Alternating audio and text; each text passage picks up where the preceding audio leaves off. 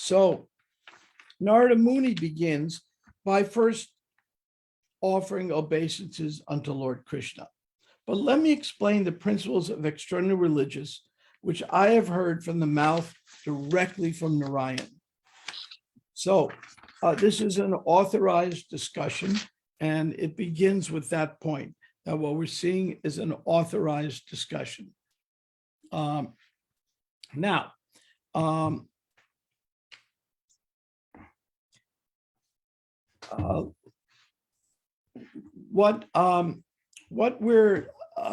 what's going on here is Narada Muni is setting the stage or laying out how a perfect society ought to work. Now, we don't live in a perfect society. Not all of this can be applicable to us. And there's something higher than our Varnashram. And this comes out very clearly in the conversations at Chaitanya Charitamrita between Lord Chaitanya and Ramananda Roy. And we'll get to that in a little bit. But there's something higher than Varnashram, yet we can't neglect Varnashram.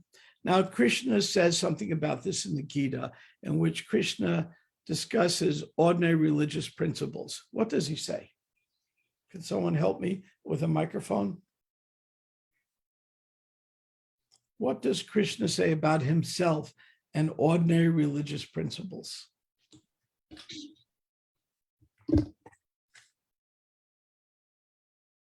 Oh, come on. Somebody must know.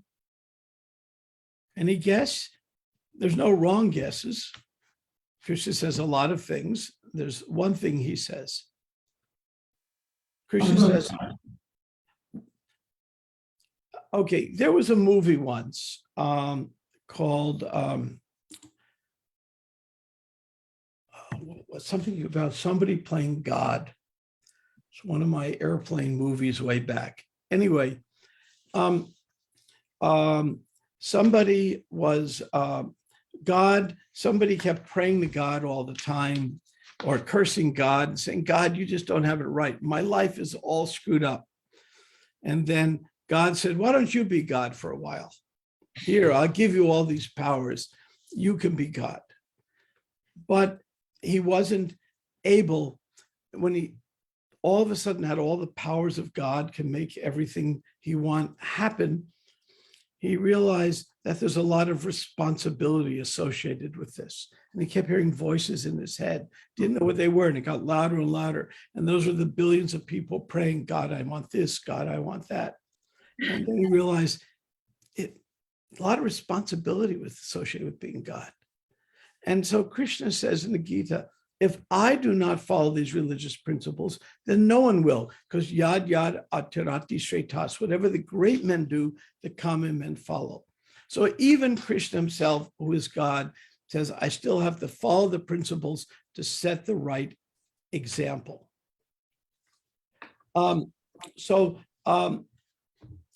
The religious principles are not, somebody just asked me for the link. Let me just send it to them. So somebody wanted a link for the class. I don't know why they're sending me the note now, but they did, and I will paste it. Okay, didn't realize I had a fan club. Okay. We shall continue. Krishna takes a mixed view of religious principles. Sometimes he says, I follow them. If I don't, no one will. And we all have to follow religious principles. But the highest, then Krishna at the very end of the Gita says, what? What does Krishna say about religious principles at the very end of the Gita? Oh. Abandon all varieties of religion and just surrender unto me. Sarva Dharma. Yes. So Krishna is now, this is a little strange, isn't it?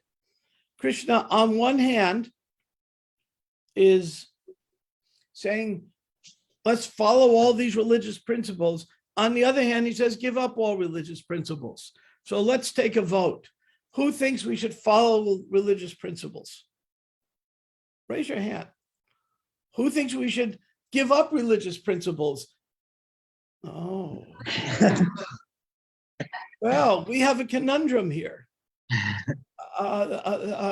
This is we have this is called a paradox, a seemingly contradiction that when you dig deeper helps us understand better. So do we follow religious principles or do we give it up? Now, in my half a century of devotional service, I've seen a lot of mistakes made on this, where people give up religious principles when they should be following it and follow religious principles when they should be giving it up. Can someone give me an example without naming names in their own life when they've seen this happen?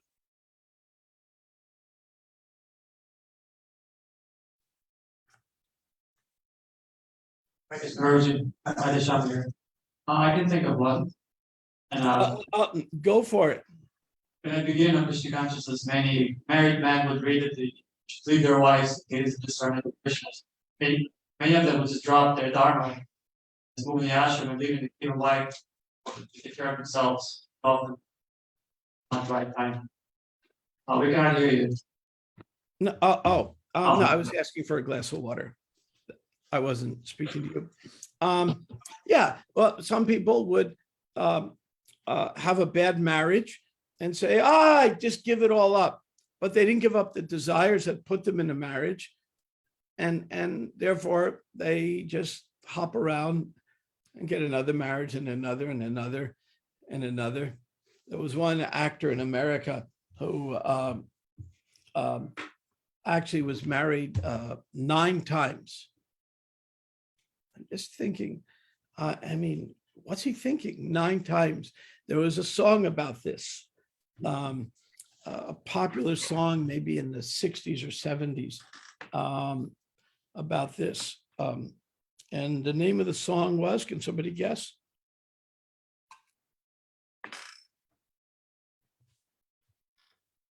Some of you have heard this song. The name of the song, actually, okay, we'll treat you. We'll play a little bit for you. Yay! A little entertainment. And it describes what's going on. Okay, here it is. It pops right up. And Johnny Lee sang it. Maybe that will help. Okay, we will share screen in a moment. Here. Oh, I need screen sharing enabled, please.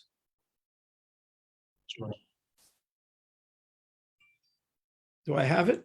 Yes, you have it now, bro. Okay. Here it goes.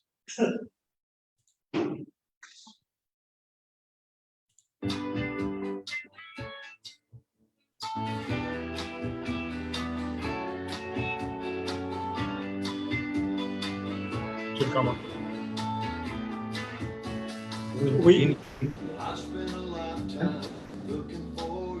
Should we have no visual? Say again. We have no visual. Can you hear? Yes, we can. Yeah. Oh, that's all.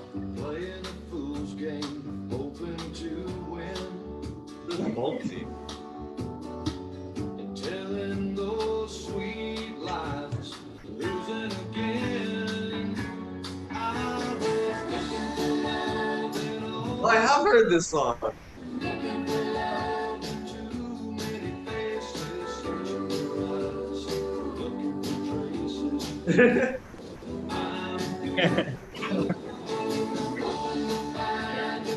Okay, so you got the message.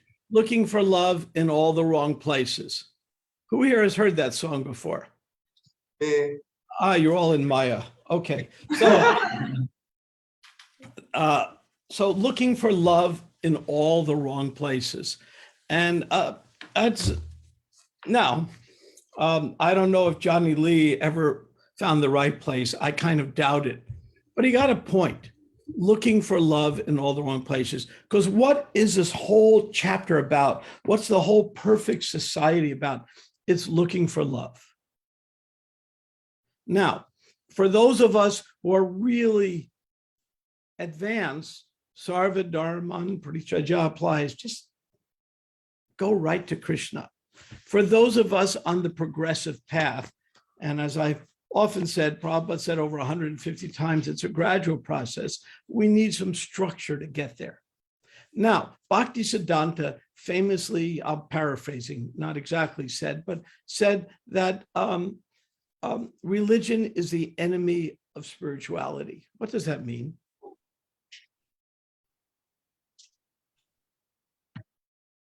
Yes.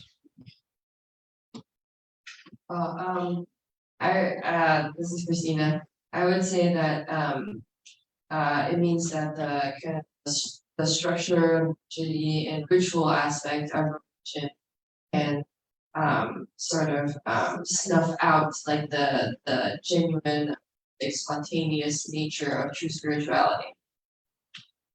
Yeah, it can, because see, it's like you can't live with religion, you can't live without it.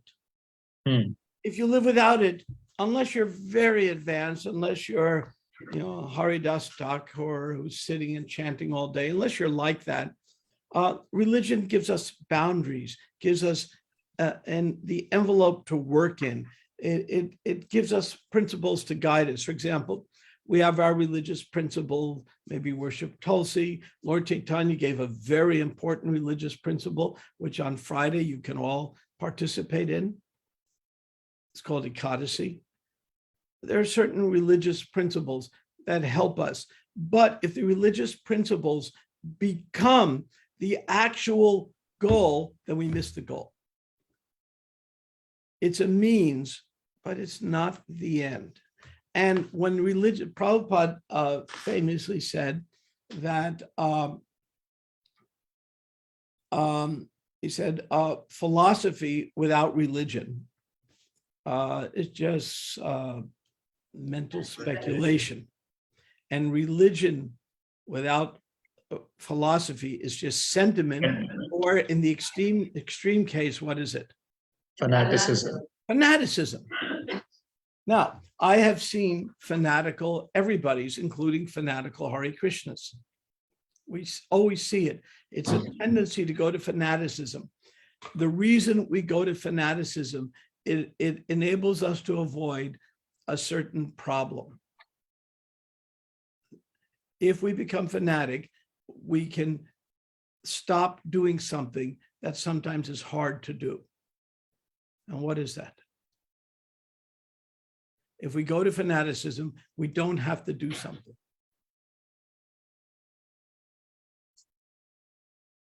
And he gets, yes. We don't have to rationalize. We don't have Yeah, to we don't have to think. We don't have to think. We can just do. I'll give you an example.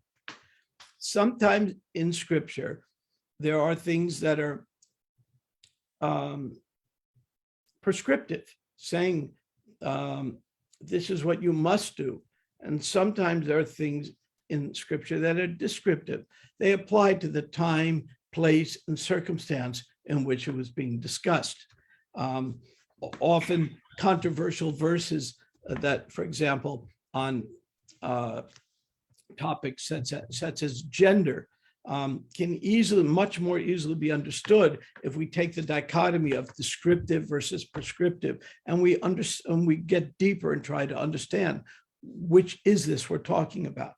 But for somebody who wants to be a fanatic, they can just simply not think and say, this is what it says. I asked one senior devotee, I was very, very senior, and I said to him, what's the most dangerous thing for ISKCON? And without even thinking twice, he said, can anyone guess what he said? 2 words, the most dangerous thing for ISKCON. Prabhupada said. Prabhupada says, exactly. Because Prabhupada said many things. And usually on most issues, Prabhupada said something on this side and something on that side, because he wanted us to be thinkers. He wanted us to get deeper. He wanted us to really understand what we're doing and to look at nuances and have the finer tissues of our brain engaged. And in that regard, just saying Prabhupada said this, Prabhupada said that, it doesn't mean we don't quote Prabhupada, but Prabhupada said this and Prabhupada said that can easily result in turning off of the brain and discrimination. And the sign of intelligence is we discriminate between things. That doesn't mean discrimination between people judging by the body. It means discrimination between concepts. This one is applicable, this one's not. That requires thought. Okay, so I want to kind of give this context of what we're talking about. And there will be controversial points that come up. And I'm trying to give a framework to understand controversial points. And controversial points are wonderful because they make us think. Yes. And we're training people to at least act on the Brahminical platform. I don't like saying being Brahmins because then we start saying, oh, I'm better than you and this and that. And Varnashram is not about being better. It's about engaging according to our propensities. So in Kali Yuga, all of us are mixed. There's no one who's pure Brahmin or pure any. We're all mixed in every which way. But we are trying to be Brahminical. And, for example, it says in the verse, even in the verse itself, that one must bathe twice a day. These are Brahminical things. We brush our teeth. Anybody who's been on a long plane ride to India just would be praying that the person sitting next to him has at least bathed once in the last week. In medieval Europe, it was common to bathe once a week. They didn't have indoor plumbing at all. And the French invented something to deal with that problem. What did they invent to deal with that problem? Perfume. That's why it came about. They would, be wearing the same clothes for a week. And just imagine they pour some perfume down it and, kind of cover it up. And that's why the French became expert at perfume. It was either practical matters or society standards. They didn't bathe enough. So in order that human beings can be distinct from animals, the great Saint Narada recommends that every human being be educated in the above 30 qualifications. Now, these 30 qualifications are also given in the Gita. Might not be exactly 30, but the same qualifications. Does one of our Gita scholars tell me which chapter that's given in?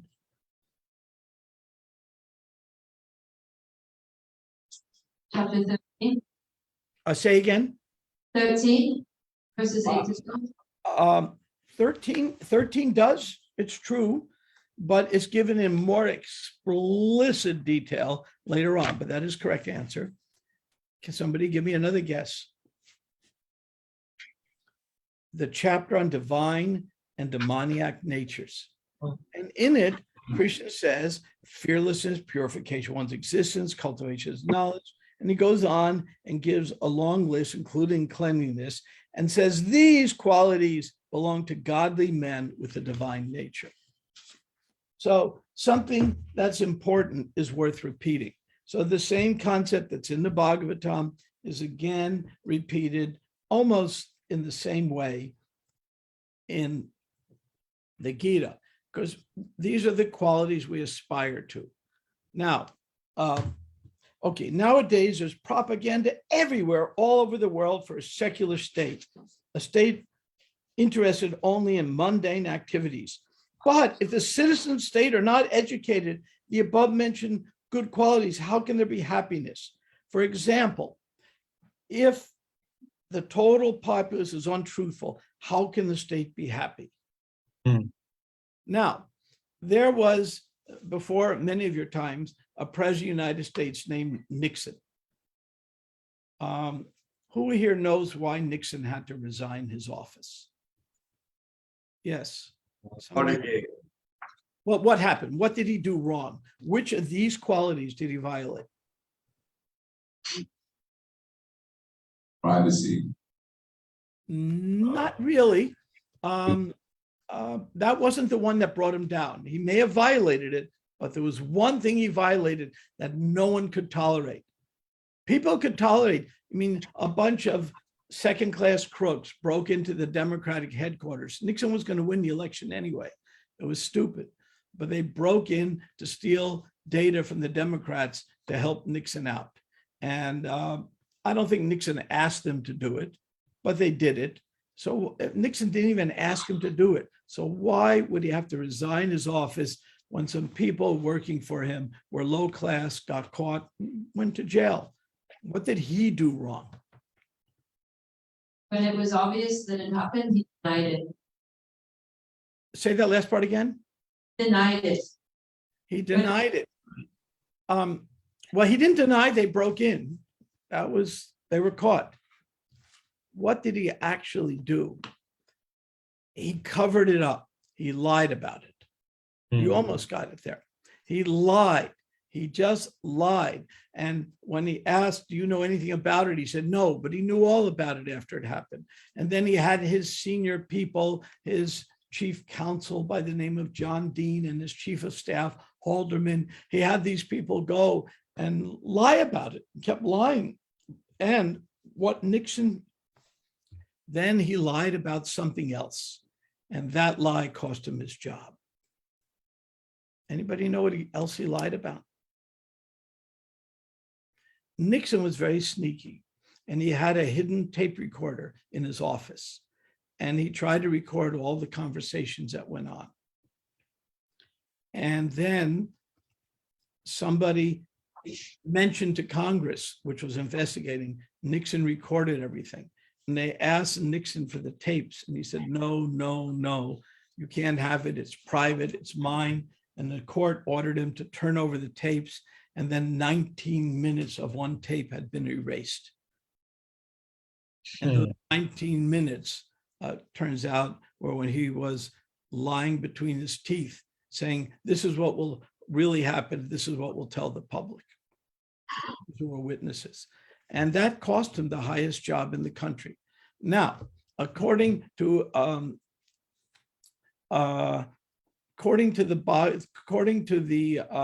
Bhagavatam, in Kali Yuga, the metaphorical bull of Dharma is standing on one leg.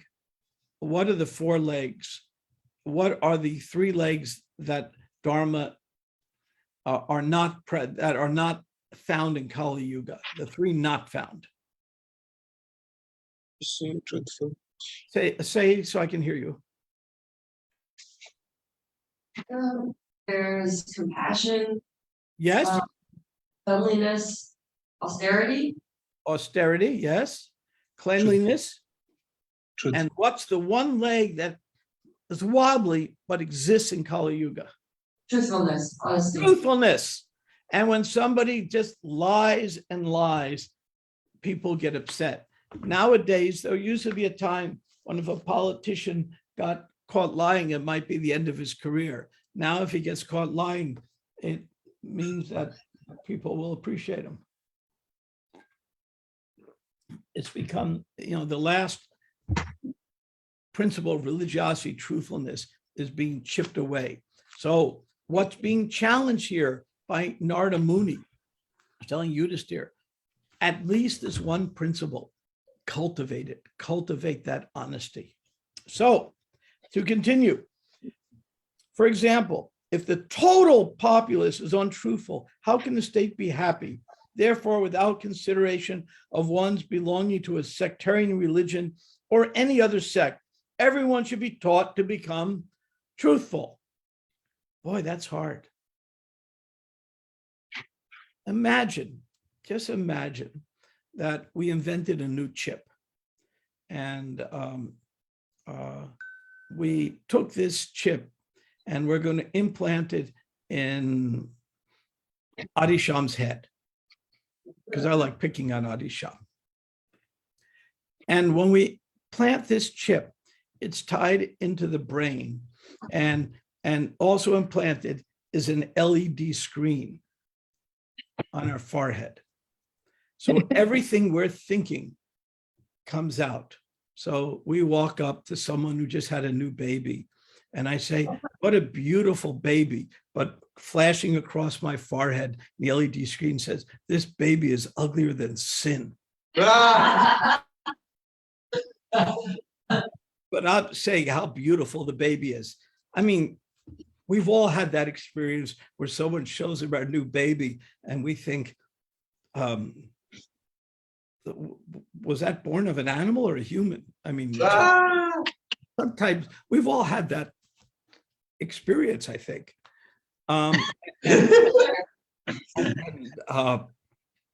You know, we don't judge a book by its cover, and it could be a great personality, but our first impression is, oh my God. And sometimes babies come out a little ugly, and then later on, you know, things change. But on our, we would never say that to the mother. Oh my, you just had the ugliest baby I've ever seen.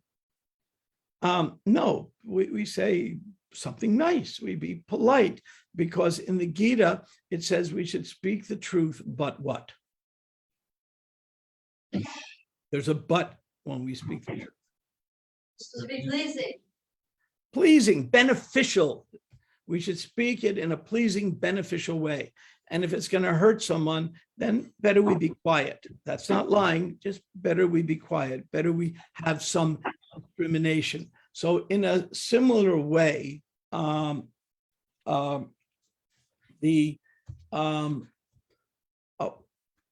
idea is, if we had that forehead where everything we said came out, then we could not follow the Gita's other instruction. So we have to be truthful, but we have to do it in a way that's beneficial to who we're dealing with. Otherwise, better be quiet.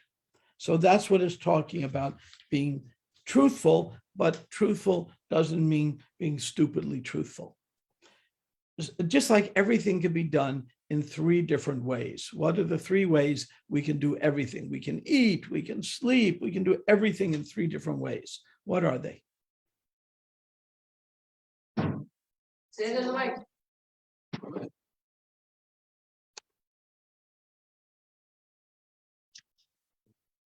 Ignorance, passion, and good. Yeah, goodness, passion, ignorance. We can do something in goodness. So for example, saying that your baby is ugly. That's kind of, I don't know if that's ignorance or passion. It's just stupid. Mhm. You just don't, we're civilized. If somebody, you know, let's say we just finished prasadam and somebody somehow didn't wash up and they have a piece of spinach hanging from their teeth. What do? Well, we don't say loudly in front of the room, Prabhu, there's a giant piece of spinach hanging from your teeth. We tap them on the shoulder and say to them, by the way, you may want to watch that piece of spinach. So both are being truthful, but one is according to mode of goodness and the other is a mode of passion or ignorance. So similarly, everyone should be taught to be merciful, and everyone should observe fasting on certain days. And I'm not going to read the whole purport because more or less it's generally a repeat of the verse. So then the Prabhupada concludes, everyone should ultimately become a devotee of the Lord, because by becoming devotee, one automatically acquires the other qualities. Now, a similar item is discussed in the Chaitanya Charitamrita. So there's, in the Antya Leela, Lord Chaitanya is discussing the wonderful family of Ramananda Roy, who Lord Chaitanya went to, even though he's God, and took instruction from him for our benefit on what is the highest goal. So, and he would begin with, Ramananda Roy began with principles of Varnashram, and Lord Chaitanya kept saying, go deeper, go deeper, go deeper, go deeper, until we end up with unalloyed devotion to Krishna as shown by the gopis. And it's for those who haven't read it in the CC, it's just wonderful excursion of how to get deeper. So, so here in the purple, so the verse says, whether you are involved in material activities or completely renounced, you five brothers, the Roy family, are all my eternal servants, birth after birth. So Bhaktisiddhanta Saraswati comments that once you remember that he's eternally a servant of Krishna, and this is the important line, whether one is engaged in material activity involving pounds, shillings, and pence, or in the renounced order, he should always think he is the eternal servant of God, for that's a real position. So taking sannyas, which is renounced, or dealing in pounds, which is not renounced, are both external affairs. One should consider how to please Krishna. Thus, even if one is involved in great material affairs, he will not become attached. An example of that is my dear godbrother Ambarish, who is Henry Ford's great-grandson. And when he grew up, his mother said to him, no one will love you because everyone will see you as a wallet. Because, you know, one of the richest, most prominent families in America. And Ambarish wasn't satisfied by that. And then when he met Prabhupada, he realized that Prabhupada did not care for his money. He just cared for his spiritual life. And then when Ambarish became more surrendered, Prabhupada said, okay, now, but use your money for Krishna. And then Ambarish would approach Prabhupada, how should I do it? And Prabhupada said, buy this little house in Hawaii. He did it. You and Walter Reuther's daughter, that's a whole other story, maybe not time today, buy the Fisher Mansion in Detroit and eventually build the TOVP. But Prabhupada wasn't very concerned about his money. When Prabhupada met, sometimes he'd meet with George Harrison, and he just treated him just like a son. You're so famous, you're this, but the real thing is to surrender to Krishna. So it doesn't make a difference. Prabhupada here is making a very important distinction. That is, if you're a sannyas or a multimillionaire, neither one of them determine your devotional status. A sannyas can be very proud and pompous, and an Ambarish can be very pious and in reverse. So that's some of the lesson being given herein. And I see there is a question in the chat, and a very appropriate question. So I'll respond to that first. How do we tell the difference between descriptive and prescriptive? Can somebody help me with that appropriate question?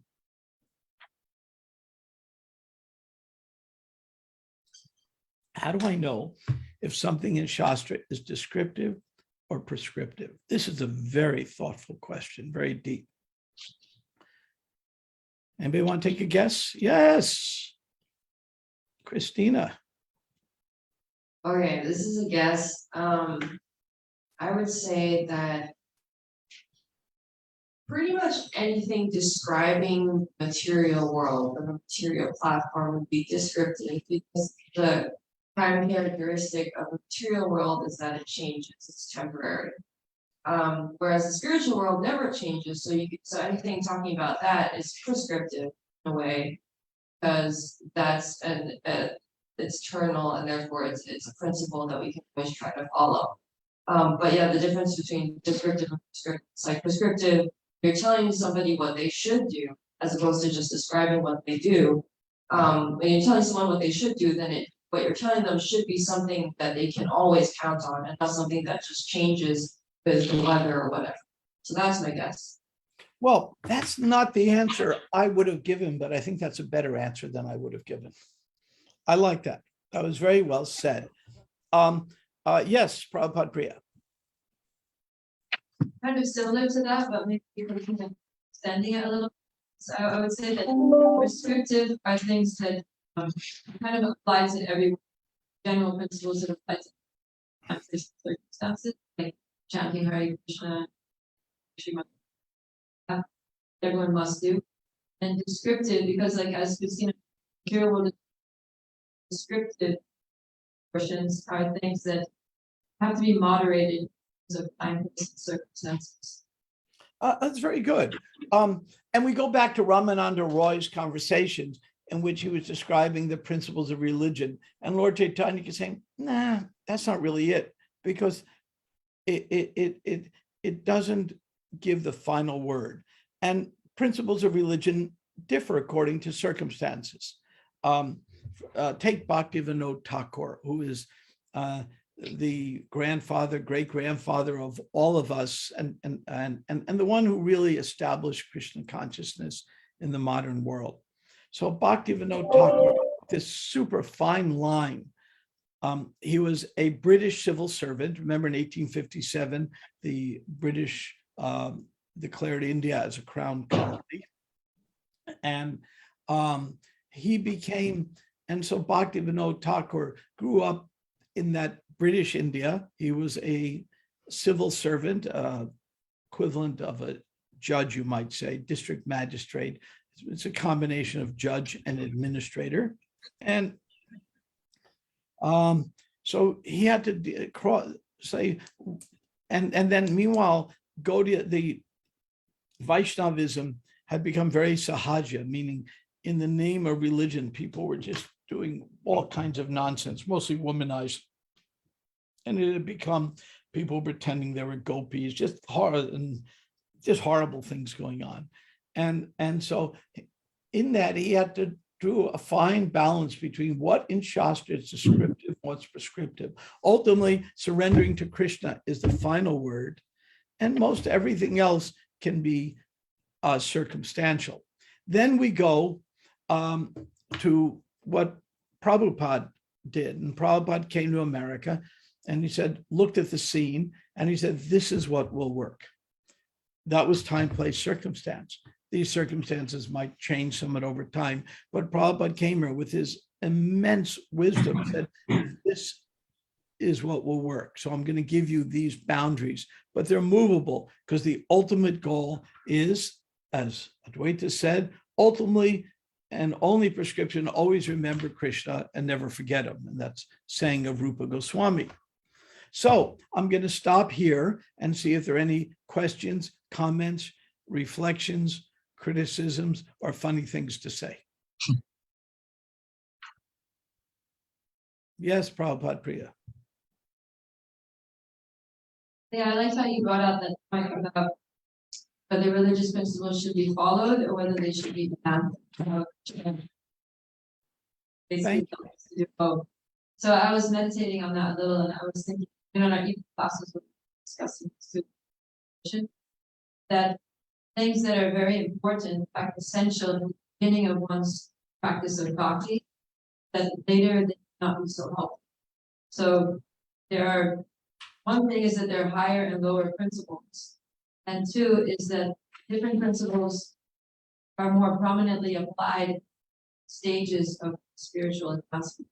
So whether someone follows a religious principle or abandons it, it's not only on the circumstances, but also the level of spiritual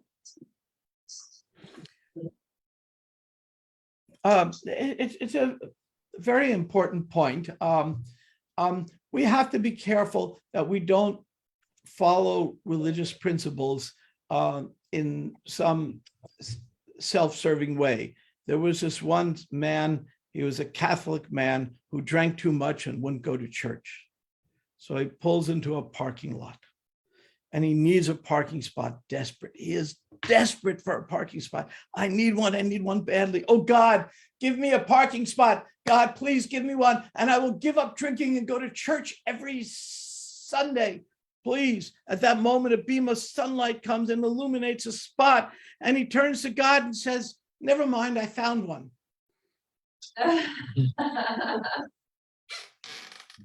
So, and that's, if we make God our order carrier, that's where we're going to end up sooner or later. So when God's our order carrier, then we end up. But if we are thinking ourselves that we're dependent on God and we really mean it, then we don't. When we get a blessing, we see it. Oh, thank you, Krishna. And if the blessing is difficulty, this is the hard part. We go, thank you, Krishna. You just burned away my karma. You just helped get rid of certain desires I had that I didn't want. Thank you. We're always grateful. And so that's the difference between a devotee and a non-devotee. And therefore, by being always grateful, we don't do the one thing that is so dangerous for our movement. And Prabhupada named our movement International Society. So when we're a society, that means we're getting along. And the one way to not get along is to start judging people. Ooh, I don't like your tilak. Ooh, you chant horrible Sanskrit mantras. Every one of us, I could walk up to every one of you and say something judgmental, and it's going to hurt. And therefore, because what I'm doing is I am now saying what's prescriptive. I am telling you what you should do. As we say, there are big piles of should that can go all the way up to our neck and start choking us. Big piles of should. So when we're judging each other, we're becoming, it's a very dangerous state, because there are descriptive things.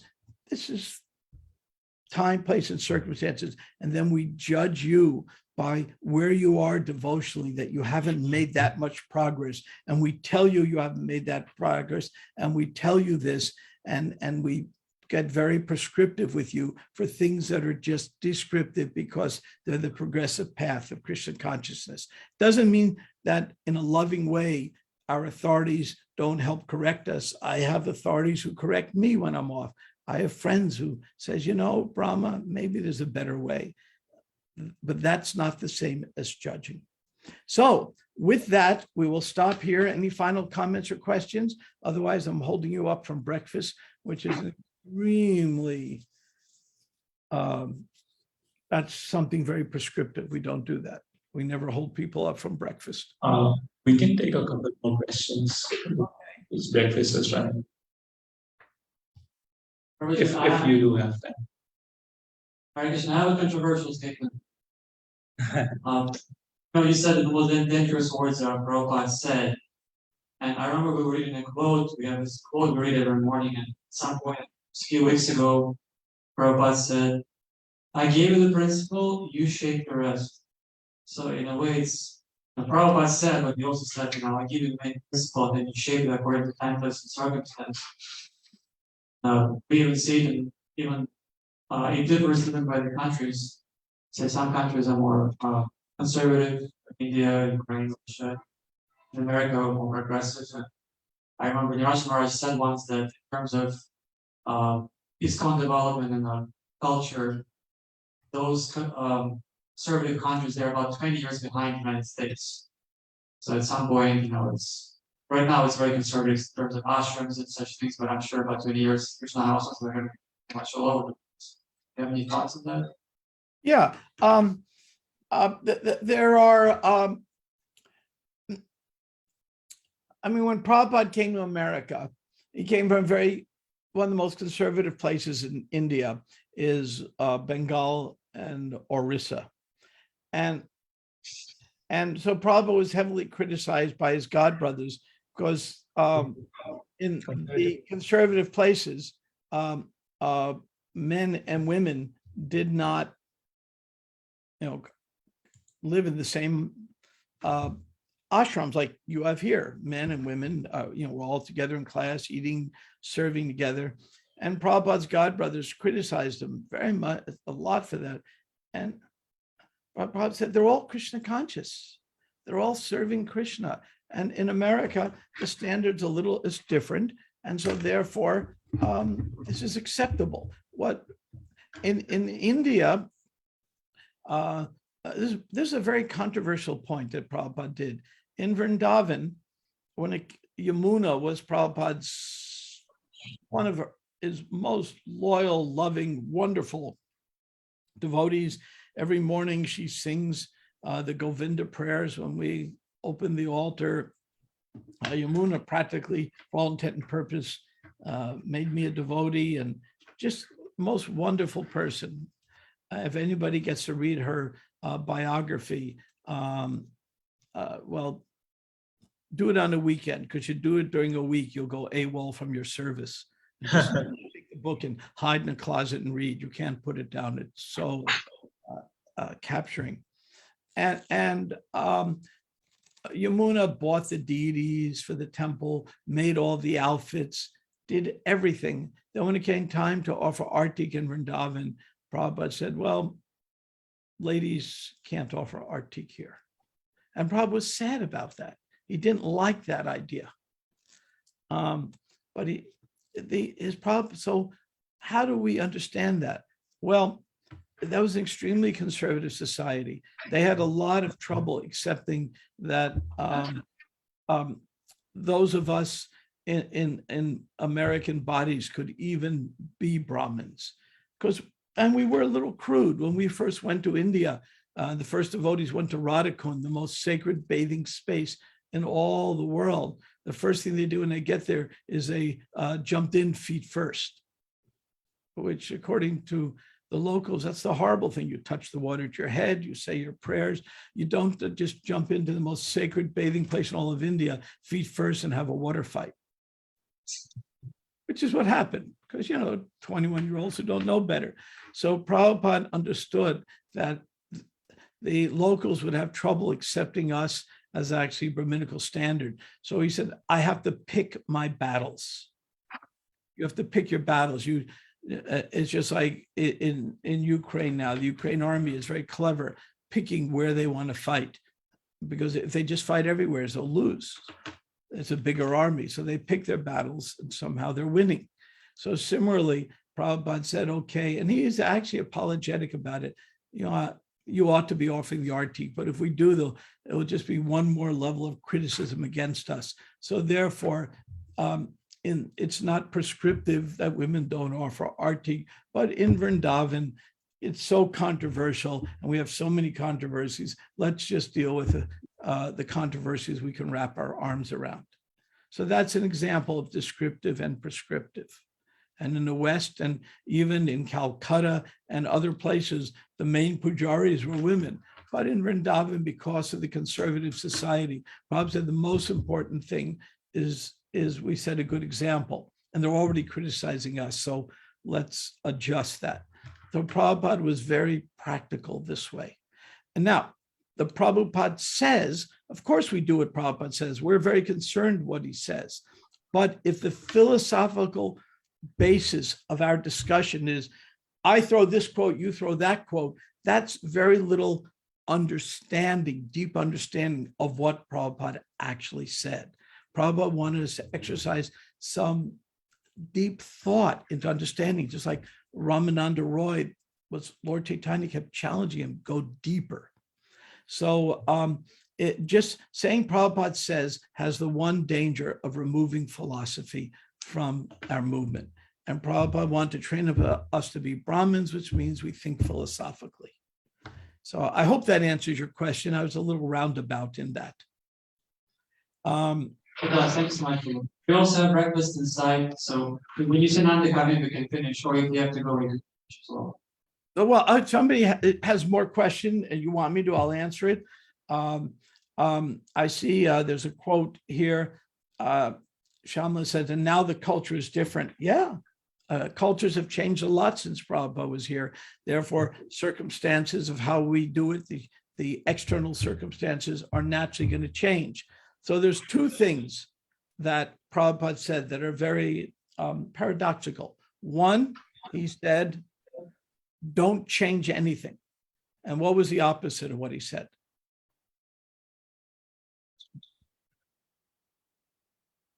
He said two things, they're opposites. One is don't change anything. And what was the other thing he said?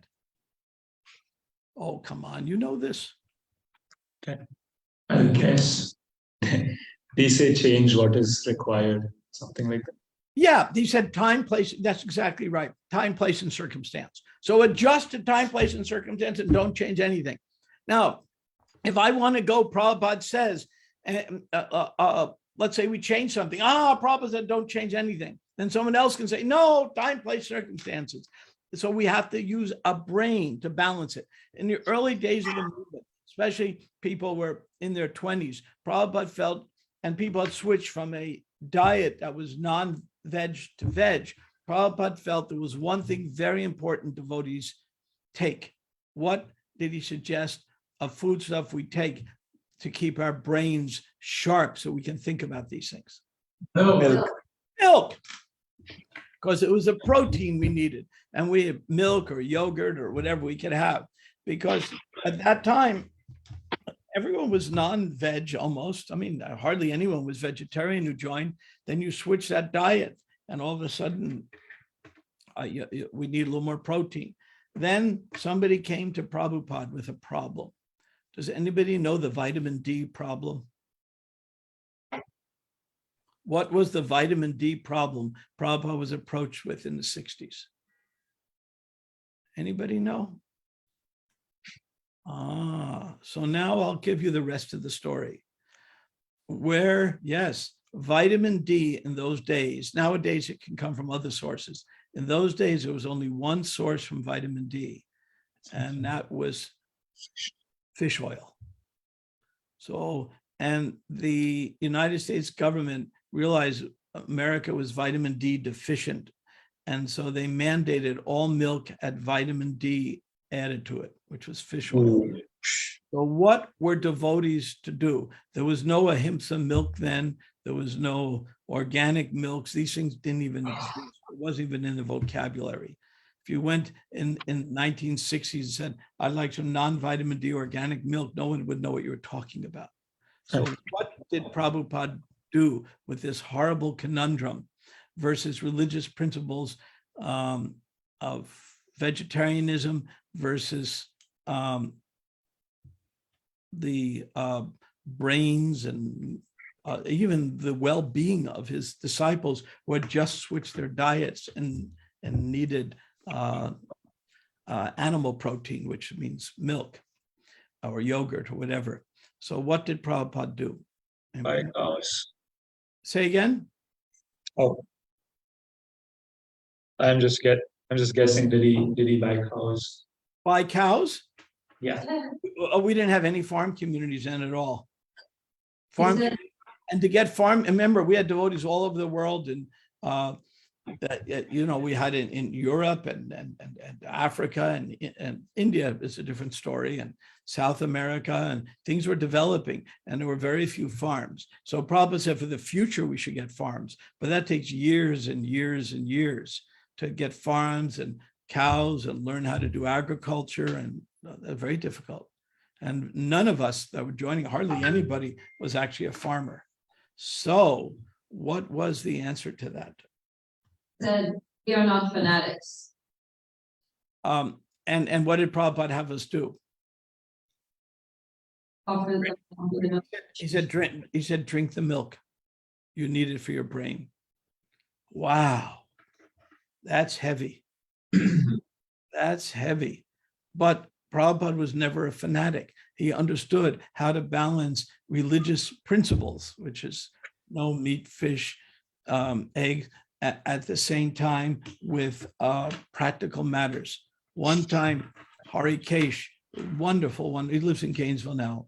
He is a wonderful devotee. He's the one who brought the BBT to its current level. He did all the preaching behind the Iron Curtain during the Cold War. He was on the KGB hit list to be arrested.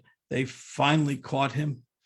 And when they caught him, the KGB, after years and years of playing cat and mouse with them, he was in a car to be sent to the Gulag, and some favorable person in the government intervened, and the car turned around and took him to an airport. And when he got on the airport, he got on a Scandinavian Airlines plane And then the plane took off, and the pilot made an announcement that only Harikesh knew what was going on.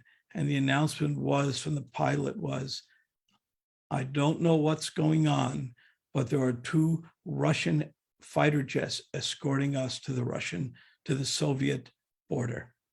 Hmm. And only Harikesh knew why, because they had such an important passenger on that plane. So Harikesh went to Poland, and the way he got to Poland, early days of the movement, early 70s, was this. There was a white lady, older lady, dancing at Artik in the Calcutta temple, and no one paid much attention to her. And Prabhupada noticed, and he said, who is that? Because he saw Prabhupada was very mindful, to use a modern terminology. He noticed things that everyone else missed. And Prabhupada said, an older white lady dancing at Artik in Calcutta in the early 70s, that doesn't make sense. So he said, find out who she is. And she was the Polish consulate general's wife. Now, Poland then was behind the Iron Curtain, so more or less part of the Soviet Union. And it was run, as a Soviet bloc country. Now it's in a Western bloc, but then it was clearly an Eastern bloc country. And there was no way for Americans or Westerns to get visas behind the Iron Curtain because of the Cold War was very intense. So when Prabhupada understood that, he said, see if she'll get us a visa. And sure enough, she went to her husband and got visas for the first devotees. Prabhupada, of course, had been to Moscow, but for his first disciples to go behind the Iron Curtain, Americans at that. And he got visas. So Harikesh went to Poland and he preached. And it was in the winter, and he toured Poland and just got Krishna consciousness started behind the Iron Curtain. Of course, Prabhupada had done that in his visit to Moscow, and one devotee was made, but it never took off. So Harikesh went there and started taking off. But when he came back, he was emaciated. He looked like he had been in a prisoner of war camp. He was so skin and bones. And Prabhupada said to him, what happened to you? And Prabhupada said to him, he said to Prabhupada, Prabhupada, behind the Iron Curtain, we had very little money. And unless you're rich, there's nothing to eat in the winter but meat. It was very austere times. And people there were generally meat eaters. And the stores to get fresh fruits and vegetables and all, very expensive there in the winter. Basically, it was meat and vodka. And neither one of them worked very well. And he said there was nothing to eat. And Prabhupada said to him then these amazing words, then eat meat. Wow.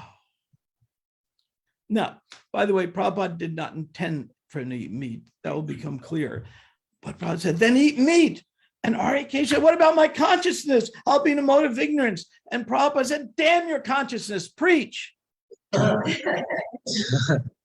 Prabhupada did not intend for him to eat meat, but wanted to make the point that that time, place, and circumstance, it can even go that far. But again, Bhaktisiddhanta once said at our restaurants, if you have to serve meat to get them to eat prasadam, do it. Again, not that restaurants ever did that under Bhaktisiddhanta, not that we do, but making the point of time, place, and circumstance, and balancing that with religious principles. It requires deep thought. It requires deep meditation, and it's not easy. And again, I'm going to go back to that one story for all of you. Anyone who wants to learn how to do this, read in Chaitanya Charitamrita the story of Ramananda Roy talking to Lord Chaitanya. It's in the middle section of the CC, but I forgot the chapter number. It slips my mind. Okay, so I've given you enough stories. I think it's time for you to have breakfast, but please, no meat. Okay, thank you very much. Next time, I hope to be there in person, and I'll try to come up with better jokes. We have one more question for you. Oh, one more. Sure. Hi, I'm actually happy this could come. This is my second time hearing class. I very much enjoyed it. First time you had us go around to introduce ourselves, speak something. Well, somehow you're breaking up on me. Why don't you come up and just speak into the microphone up front? It's somehow breaking up there. So I'm getting every other word. Maybe just speak right into the Zoom microphone. Sorry about that. Sound system has issues.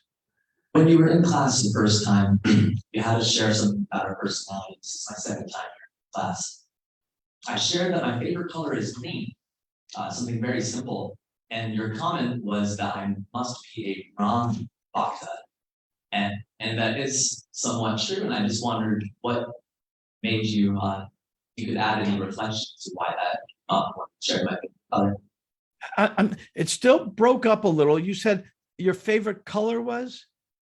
Green. And when I shared Ram that with you, Bhakta. Ram Bhakta. Well, I mean, that doesn't mean you're necessarily devotee. I mean, Ram is green. He has a greenish tint, and everything associated with Ram is kind of green.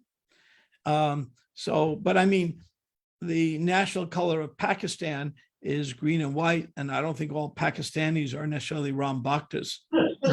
And maybe there are none. So it's not necessarily so, but here you are, a devotee, have that attraction. It really wasn't a, maybe I didn't word it carefully. It wasn't saying that you're necessarily a Ram Bhakta, but it's saying, it could be. It's more like it could be. And then if you said, yeah, I'm always attracted to Ram, or not, then it's just a coincidence, not necessarily so. Like if somebody comes and says, oh, my favorite color is bluish black. I said, sounds like you're a Krishna Bhakta, but doesn't have to be. And my favorite color is saffron. Oh, maybe you're renunciate. He said, well, not exactly. You know, I have 12 children. Okay, yeah, maybe not. It could be. So it's like that. Does that answer your question? yes, that's why I reflected on the color of the skin. That's what I thought you thought. Yeah. What we do is we try to see everything in relation to Krishna. Somebody says green, I think of Ram. Bluish black, I try to think of Krishna.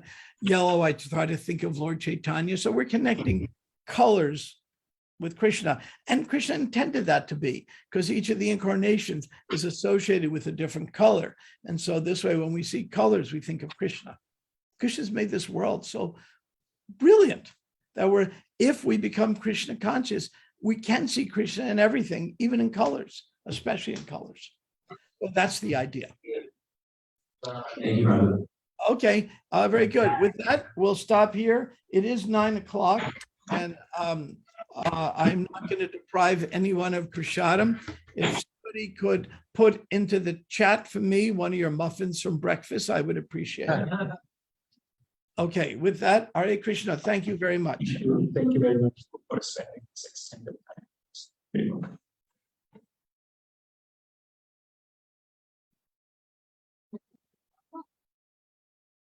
Mahaprasade Govinde